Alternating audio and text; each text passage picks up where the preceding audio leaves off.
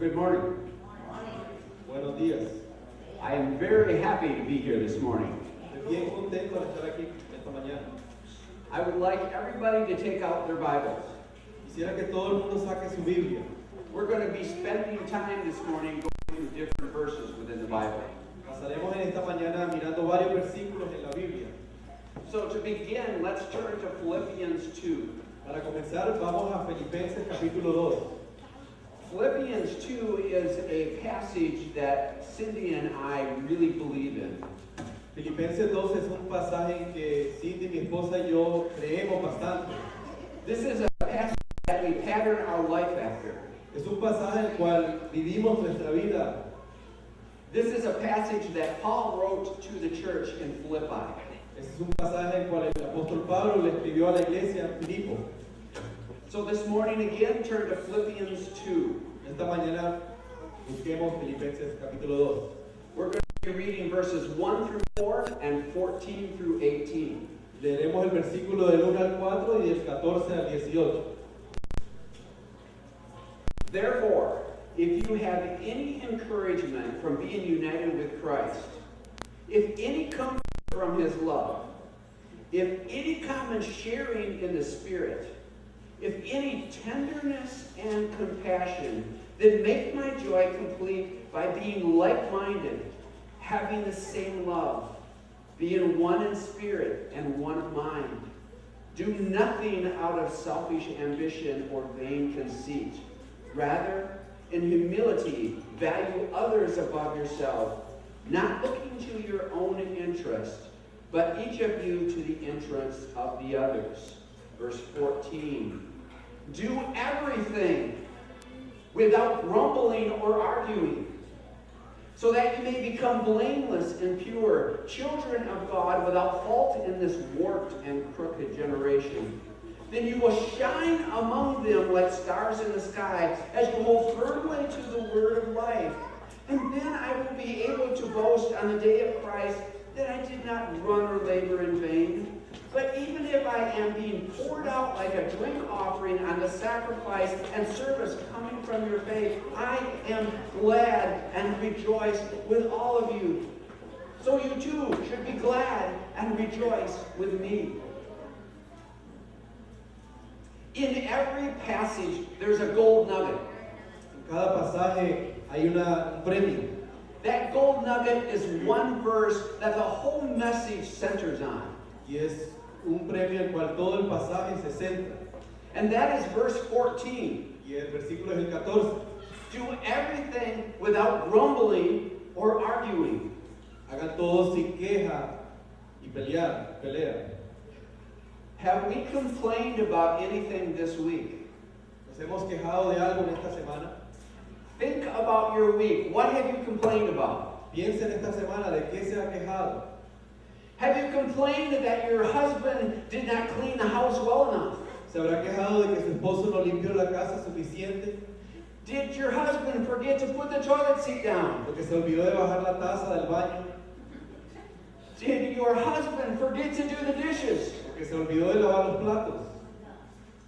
Are you complaining because your wife bought too many shoes? ¿Habrá quejado porque su esposa compró muchos zapatos? Are you complaining because your kids are misbehaving? ¿O porque sus hijos se están comportando mal? Are they not getting good enough grades in school? ¿No están sacando buenas calificaciones? When they come home from school, are they driving you crazy? Cuando llegan a la casa nos están volviendo locos. And kids, Hijos, do you complain about all the rules and regulations of school? ¿se quejan de todas las reglas en la escuela? Are you complaining about your teacher? ¿Se quejan de sus maestros? Are you complaining about the rules and regulations at home? ¿Se quejan de las reglas en la casa? Are you complaining because you don't make enough money? ¿O se estarán quejando porque no ganan suficiente dinero? Are you complaining because your house isn't too big? ¿O porque tal vez su casa no es lo suficientemente grande? Are you complaining because you drive a Ford rather than a cherry red convertible Mercedes? ¿Se estará quejando porque maneja un Ford y no un convertible bien bonito? Are you complaining because those traffic lights down here never seem to change? ¿O porque las luces de tráfico nunca cambian? Or do you complain about this miserable heat? ¿O se quejan del calor increíble que hace? I complain about the miserable heat. Yo me quejo del calor que hace. I complain about the traffic down here. Me quejo del tráfico que hace. So when I think about what I complain about, those are the things I complain about the most. Cuando pienso en lo que me quejo, son las cosas que más me quejo. We are a nation of complainers. Somos una nación de quejadores. The United States has just about everything that they would want. Los Estados Unidos tienen casi todo lo que quiere tener uno. And yet we continue to complain. Y a pesar de eso nos seguimos quejando. There's another nation that I want to talk about this morning. Hay otra nación de la cual quiero hablarles en esta mañana. It is the nation of the Israelites. Es la nación de los israelitas. You would think that they wouldn't have so many things to complain about. Uno pensaría que ellos no tenían de nada de qué quejarse. But they complain Pero se quejaban. and complain Y se quejaban. and complain. Y se quejaban. So take your Bibles out right now. ¿Quieren otra vez las escrituras, la Biblia? I would like to turn to Exodus 13, verse 20. Vamos a Éxodo capítulo 13, versículo 20 hasta 22. Now let me give you a little history behind the Israelites. Quiero darle una breve historia de los israelitas. The Israelites were in the land of Egypt. Los israelitas estaban en la tierra de Egipto. They had been slaves for hundreds of years. Habían sido esclavos por cientos de años. Finally, Moses comes to deliver them. Finalmente viene Moisés a librarlos. And God performs miracle after miracle after miracle. Y Dios hace milagro tras milagro tras milagro. And finally, the Pharaoh gives up. Y finalmente el faraón se da por vencido. And the Israelites get to leave Egypt. Y los israelitas se pueden ir de Egipto. And they go out into the desert and they're free. Y van al desierto, pero están libres. They're free from making all these bricks. Están libres de crear tantos ladrillos. They're free from building all these buildings. Están libres de crear tantos edificios. And most of all, they're free to be able to worship their God. Y más importante, están libres para poder adorar a su Dios. And their God was with them wherever they went. Y su Dios estaba con ellos donde quiera que iban. So if we go to Exodus 13, verse 20, let's read there. Y miremos lo que dice el versículo. After leaving Succoth, they camped at Etham on the edge of the desert. And by day, the Lord was ahead of them in a pillar of cloud to guide them on their way, and by night in a pillar of fire to give them light, so that they could travel by day or by night. Neither the pillar of cloud by day nor the pillar of fire by night left its place in front of the people. God was obviously seen by the Israelites. So Dios era obviamente visto por los israelitas. I imagine that pillar of cloud being like a large tornado without wind. Me imagino esa nube siendo como un tornado bien grande. It was in front of the Israelites wherever they went. Iba delante de los israelitas donde quiera que ellos iban. And at nighttime, it was this huge cloud of fire. Y por la noche una nube de fuego. God was with them. Dios estaba con ellos. The Israelites knew that God was with them. Los israelitas sabían que Dios estaba con ellos. If you see God, are you going to complain? Si ves a Dios, vas a quejarte. The Israelites did. Los israelitas se quejaron. Let's go to Exodus 14, verse 10. Miremos el capítulo 14, versículo 10 de Éxodo. Let's read Exodus 14, verse 10. As Pharaoh approached, the Israelites looked up, and there were the Egyptians marching after them. And they were terrified, and they cried out to the Lord, and they said to Moses, "Was it because there were no graves in Egypt that you brought us to the desert to die? What had you done to us by bringing us out of Egypt? Didn't we say to you in Egypt, 'Leave us alone, let us serve the Egyptians'? It would have been better for us to serve the Egyptians than to die in the desert." They're complaining because they're free. Estaban quejándose porque eran libres. They had this huge cloud of fire between them and the Egyptians. Tenían una nube inmensa entre ellos y los egipcios. Yet they felt as though their God was going to abandon them. Pero aún pensaban que Dios los iba a abandonar. And at that time they started thinking about Egypt. Y en ese momento pensaban en Egipto. the wonderful food that they could eat, la comida rica que comían, the wonderful cucumbers they could eat. los pepinos tan ricos. And even though they were slaves, they had a lot of food. Pero aún sabiendo que eran esclavos, tenían mucha comida And they felt safe. y se sentían seguros. They would give up their freedom and give up their God for slavery. Darían por vencido su Dios y su libertad por volver a la esclavitud. And so all they did was complain. Entonces lo único que hicieron fue quejarse. What we often do is put the Egyptian or the Israelite nation on a pedestal. Lo que muchas veces hacemos es que ponemos a la nación de Israel en un pedestal. We look at them as being this absolute perfect nation. Los miramos como si fueran una nación perfecta. But when you read the scriptures, you find out they're not this perfect nation. Pero al leer la escritura nos damos cuenta que no eran una nación perfecta. They just keep complaining. Seguían y seguían quejándose. Let's turn to Exodus 15, verse 22. Miremos el capítulo 15, versículo 22. Exodus 15, verse 22. Then Moses led Israel from the Red Sea, and they went into the desert of Shur. For 3 days they traveled in the desert without finding water. And when they came to Marah, they could not drink its water because it was bitter. So the people grumbled against Moses, saying, "What are we to drink?" Again, they complain when God is right there. De nuevo se quejaron al Dios estar ahí. They complain about their safety. Se quejaban por su seguridad. They complain about the lack of water. Se quejaban por la falta de agua. And they will continue to complain as we read more from the Bible. Y se continuarán quejando al seguir leyendo la Biblia. The chapter that I would really like to look at this morning is from Numbers 16.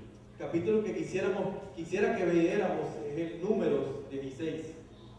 So if you have your Bible, turn to Numbers 16. Si tiene su Biblia, busque Números 16. And we'll start with verse 1. Comenzaremos con el primer versículo. Korah, son of Izhar, the son of Kohath, the son of Levi, and certain Reubenites, Dathan and Abram, son of Eli, and On, son of Peleth, became insolent and rose up against Moses. With them were 250 Israelite men, well-known community leaders who had been appointed members of the council. And they came as a group to oppose Moses and Aaron and said to them, "You have gone too far. The whole community is holy, every one of them, and the Lord is with them. Why then do you set yourself above the Lord's assembly?" We have three people who are arguing against the leadership of Moses and Aaron. Tenemos tres personas que se están quejando acerca del liderazgo de Moisés. They believe that they're supported by God in the same way. Ellos creen que están apoyados por Dios de la misma manera. They feel that they can lead the Israelites just as good as Moses and Aaron. Sienten que pueden guiar al pueblo de la misma mejor que Aarón y Moisés. And they sit and complain because they're in the middle of the desert, neither at the land of Canaan or in the comfort of Egypt. Y se sientan a quejarse porque no están en la tierra prometida o en Egipcio. They feel as though Moses led them into the desert to die. Sienten que Moisés los ha guiado hacia el desierto a morir. So these three individuals were complaining and they wanted to lead the Israelites. Y estos tres individuos se estaban quejando y ellos querían guiar al pueblo de los israelitas. So I can imagine what they did. Y me puedo imaginar lo que hicieron. They went and talked to the leadership within the Israelite nation. Fueron y hablaron con el liderazgo dentro del pueblo de Israel. And they complained about Moses. Y se quejaron de Moisés. And they complained about Y Aaron. se quejaron de Aarón. And they created this division among the Israelites. Y crearon esta división dentro de los israelitas. So 250 of the leadership all stood up and went against Aaron and Moses. 250 de las personas en el liderazgo se pararon en contra de Aarón. And so the Israelite nation was watching to see what was about to happen with this confrontation of these individuals. Y la nación de Israel se paró a mirar qué iba a suceder con esta división dentro del liderazgo. So there was going to be a test. Y iba a haber una prueba. God asked the 250 people to bring censers with them the next day. Dios le pide a estas 250 personas que traigan un censo del próximo día. These censers were full of incense. Estos censores iban llenos de incienso They would burn this incense. y quemaban este incienso. They would do it by the tabernacle. Y lo hacían cerca del tabernáculo. And God would choose at that time who he was going to honor to be the leaders of the Israelite nation. Y Dios escogería a quien iba a honrar como el líder de la nación de Israel. Moses tried to talk to the three individuals, but they wouldn't come and talk to him. Moisés trató de hablar con estos tres individuos, pero no iban a hablar con él. All they did was complain. Lo único que hicieron fue quejarse. When there is complaining, there is division. Cuando hay queja, hay división. When there is complaining, God looks down and is unhappy. Cuando hay queja, Dios mira y no está contento. When there is complaining, there are consequences to that action. Cuando hay queja, hay consecuencias por esa actitud. So I would like you to take a look then at verse 31, chapter 16, verse 31. Me gustaría que miren el versículo 31 de este mismo capítulo 16. When they had approached the tabernacle with the 250 censers, Cuando se acercaron al tabernáculo con estos 250 censores, God was angry about the complaining. Dios estaba enojado por la queja. God was angry about the challenge. Dios estaba enojado por el desafío. And so God told Moses, get away from the families of Korah, Dathan, and Abram. Y Dios le dijo a Moisés, apártate de estas tres familias. And this is where we begin in verse 31. Y ahí es donde comenzamos en el versículo 31. As soon as he finished saying all this was Moses, the ground under them, underneath the families of Korah, Dathan, and Abram, split apart, and the earth opened its mouth and swallowed them with their households, and all Korah's men, and all their possessions. They went down alive into the grave with everything they owned, and the earth closed over them, and they perished and were gone from the community. At their cries, all the Israelites around them fled, shouting, the earth is going to swallow us too. Can you imagine the chaos? ¿Se imaginan el caos? Because of this complaining, an entire family died. Por esta queja, una familia entera murió. All of the adults, Todos los adultos, all of the servants, todos los siervos, all the animals died. todos los animales murieron. They lost everything they owned Perdieron todo lo que les pertenecía, because they challenged the leadership of Moses and Aaron. porque desafiaron el liderazgo de Moisés y Aarón. And they did nothing but complain. Hicieron nada más quejarse. But God wasn't done with the consequences at this time. Pero Dios no había terminado con las consecuencias. We go to the next verse, verse 35. Miren el versículo 35. And the fire came out from the Lord and consumed the 250 men who were offering the incense. Can you imagine how many people died on that day? ¿Pueden imaginarse cuántas personas murieron ese día? The Israelites were running in all kinds of directions. Los israelitas iban de un lado para el otro. They were scared for their life. Temían por su vida. They thought that God was going to kill them also. Pensaban que Dios los iba a matar también a ellos. They knew that they had complained and were wondering if God was going to have consequences for their complaining. Estaban conscientes de que habían quejado y pensaban que si había haber consecuencias. An entire nation was petrified. Una nación entera llena de temor. So what would you think this Israelite nation would do? ¿Qué piensa usted que haría esta nación? Do you think that they would pray to God and ask forgiveness? ¿Piensa que orarían al Señor y le pedirían perdón? Do you think that they would stop complaining? ¿Creen que dejarían de quejarse? Uh-oh. Go to the next verse that I want to read this morning. Let's go to verse 41. Chapter 16, verse 41. Miremos el versículo 41 de este mismo capítulo. This gives you an idea what the Israelites were like. Nos da una idea de cómo son los israelitas. Verse 41. The next day, the whole Israelite community grumbled against Moses and Aaron. Can you believe it? ¿Pueden creerlo? I get excited when I read this stuff. Can you believe that they would grumble after the day they had prior to that? ¿Sería posible que se quejaron al próximo día después de lo que había pasado? Let me continue reading the verse. Continuemos. The next day, the whole Israelite community grumbled against Moses and Aaron. You have killed the Lord's people, they said. But when the assembly gathered in opposition to Moses and Aaron, and they turned toward the tent of meeting, suddenly the cloud covered it, and the glory of the Lord appeared. There was like a mob mentality. Era como una mentalidad de mafia. They were angry at Moses and Aaron. Estaban enojados con Aarón y Moisés. Would you even believe that they would challenge God? ¿Ustedes creerían que desafiarían a Dios? What do they think is going to happen if they challenge God and do nothing but complain? ¿Qué ustedes piensan que les pasaría si desafían a Dios y solamente se quejan? There are consequences to complaining. Hay quejas, hay consecuencias por quejarse. And so we go down to verse 47. Vemos el versículo 47.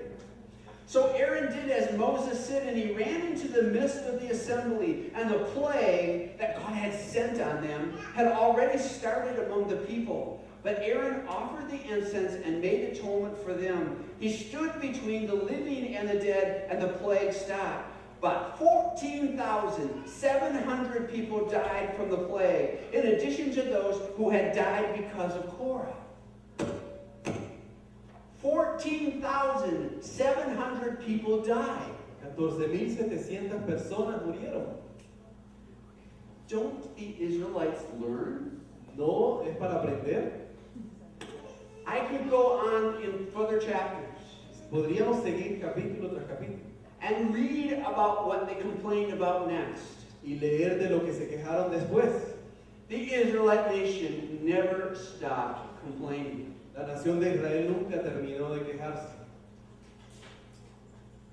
The Israelite nation was God's people. La nación de Israel era el pueblo de Dios.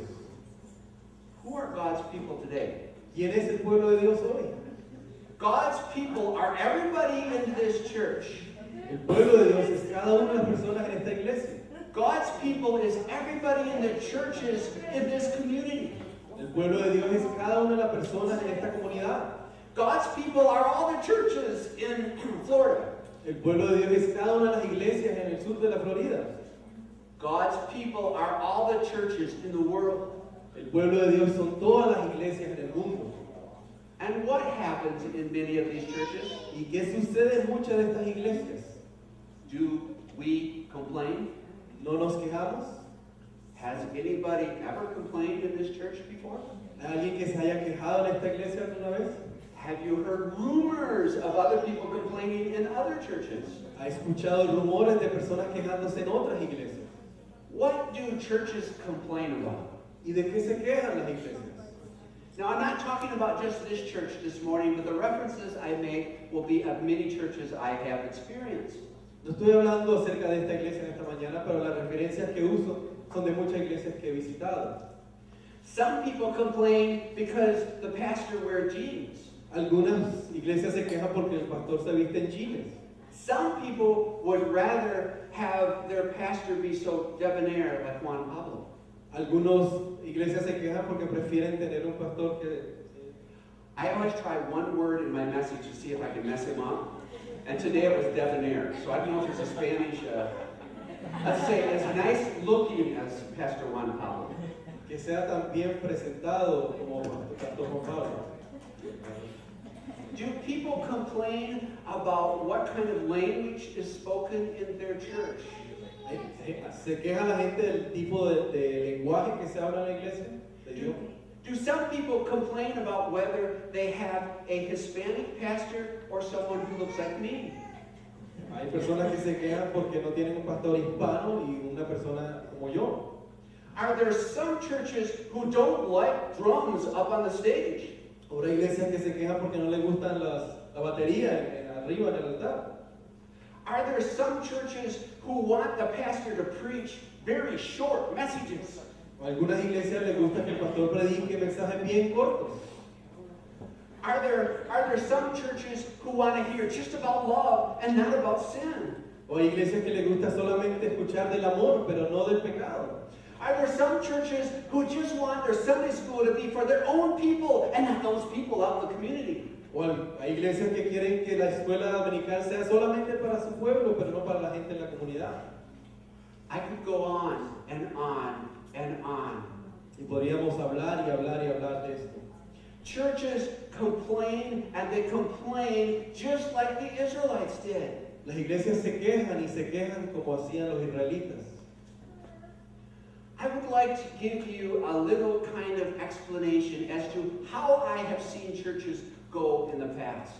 Quiero darles una breve explicación en cuanto a cómo he visto cómo las iglesias han andado en el pasado.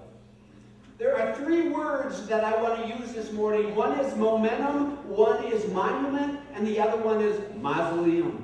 Hay tres palabras que quiero usar en esta mañana. Una es momento,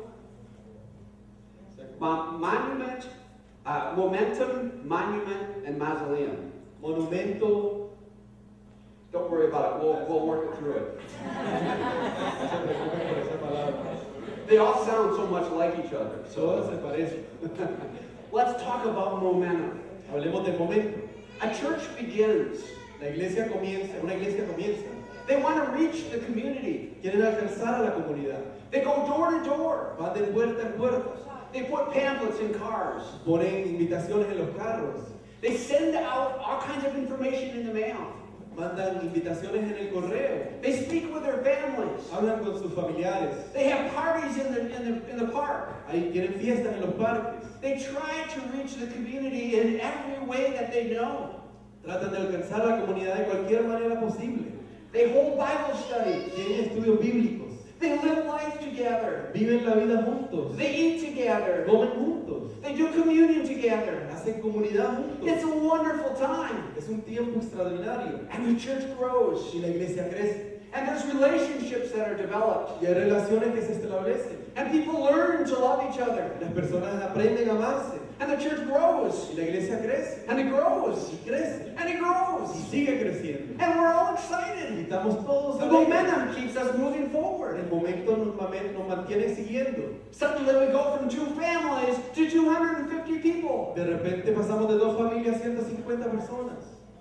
Let's talk about monument. Hablemos de monumento. Remember, if you went to Washington, D.C., you see this monument of Abraham Lincoln. Si usted ha ido a Washington, D.C., ve un monumento de Abraham Lincoln. And when you look at him, you remember his past. Y cuando lo ve, recuerda su pasado. You remember what he did. Se recuerda de lo que él hizo. When the momentum of a church stops, it's when the church just looks inward. Cuando el monumento de una iglesia termina, es cuando la iglesia empieza a mirar hacia adentro nada más. They no longer care about the people in the community. Ya no les importa a las personas de la comunidad. They only want things for them within the church. Solo quieren consumir para sí mismos.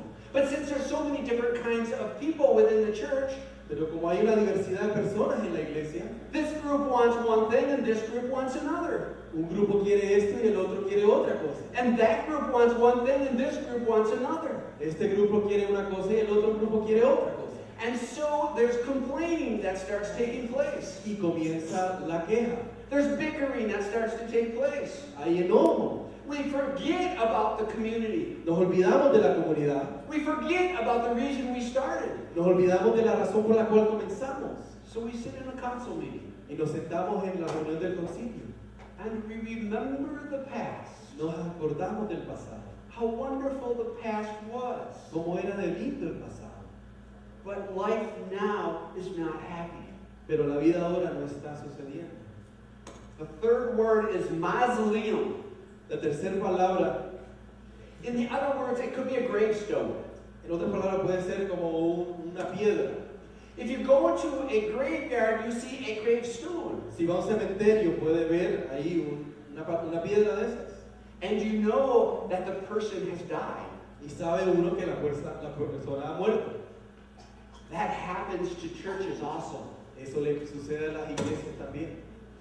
I read a banner just recently, and there was an article about the death of a church. Leí un artículo en una revista que hablaba sobre la muerte de una iglesia. It talked about a council meeting where they decided to close the church. Hablaba sobre una reunión de consistorio donde se decidió cerrar la iglesia. And they talked about the past and how wonderful the past was. Y hablaban del pasado y de lo bello que era el pasado. And they mourned the fact that the church had died. Y se sentían tristes por la razón que había muerto la iglesia. There's some who believe that a church is an organism, Hay quienes creen que la iglesia es un organismo, that it has a birth que tiene un nacimiento and it has a death. y tiene una muerte. Why should a church die? ¿Por qué debe de morir una iglesia?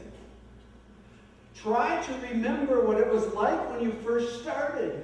Trate de recordarse cómo era cuando recién comenzaron And the excitement that was there when you first started. y la alegría que había cuando recién comenzaron. In that council meeting, a church died. En esa reunión de concilio se murió una iglesia. They shut down the programs. Cerraron todos los programas. They shut down the church. Cerraron la iglesia. They took the sign off the front, Quitaron el letrero de la iglesia and it was gone. y ya no existía. And the other article that came out in the banner was somebody who talked about how good that was. Y otro artículo en esa revista hablaba de qué bueno es eso. In fact, they're going to develop a team that helps churches die. De hecho, van a construir un equipo para ayudar a las iglesias a cerrar. I can come up with names like the termination team, Puedo pensar en nombres como el equipo de terminadores the death squad. o el equipo de la muerte. Let's keep them out of business. Quitémosles, cerrémosles. You need to stop complaining so people can find out what love is really about. Debemos de dejar de quejarnos para que las personas entiendan qué es el amor. Because love is sometimes the only place that people can experience. Porque el amor es tal vez la única lugar donde pueden experimentar las personas. They have not had that love at home. No han tenido ese amor en la casa. But come to church, and churches like you show that love. No lo han tenido en la casa y vienen aquí, iglesias como ustedes les demuestran que es el amor. We need to stop complaining so the devil doesn't divide our churches. Debemos de dejar de quejarnos para que Satanás no divida nuestras iglesias. We need to stop complaining so we can use all that time and all that energy to be able to reach out to the people in the community and bring them in here so they can know the love of Christ. Debemos de dejar de quejarnos para usar todo ese tiempo y energía para alcanzar a las personas de la comunidad. We need to stop complaining so people who are not Christians can hear about the church and hear all the wonderful things about it so they will want to come and experience this church. Debemos de dejar de quejarnos para que aquellos que no son cristianos puedan escuchar y quieran venir a este lugar. Philippians 2 talks about the church being like stars in the sky, reflecting God's love so people will want to come. Filipenses 2 habla de los cristianos siendo como estrellas en el cielo, brillando la gloria de Dios, que quieran venir. I started out with Philippians 2. Let me end this morning with Philippians 2. Comencé con Filipenses 2 y quiero terminar en esta mañana con Filipenses 2.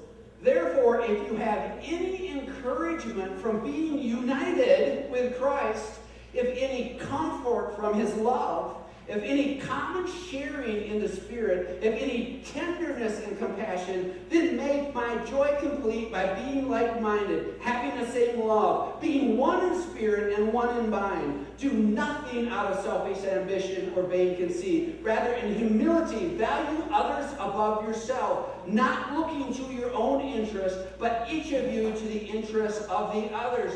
Do everything without grumbling or complaining. Shall we pray? Lord, Señor, there's so many churches in our states tantas iglesias en nuestros estados that spend all their time and energy complaining. invierten todo su tiempo en quejarse. And by doing